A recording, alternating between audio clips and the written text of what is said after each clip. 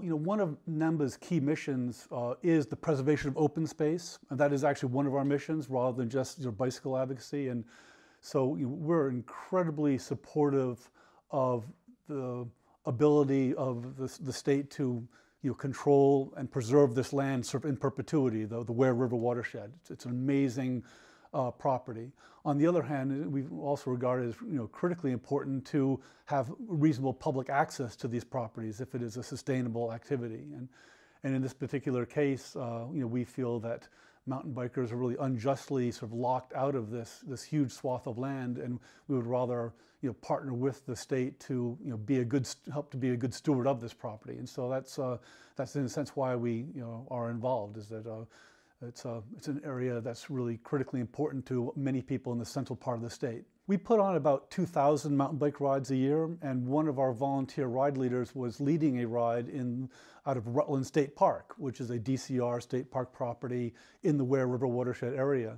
When the state, Department of Water Supply, I guess, got upset with mountain bikers, they found out that we were leading a ride there through this woman, and so they contacted this woman who then contacted me. They set up a meeting at their offices, and at that meeting we listened to their issue and we proposed a solution, which would be to evaluate the trails, partner with them to educate mountain bikers, figure out what trails were good, and come up with a plan to allow limited but reasonable access. And then also help them prevent some of the stuff that was going on that was not good, illegal trail building, illegal trail use and whatnot.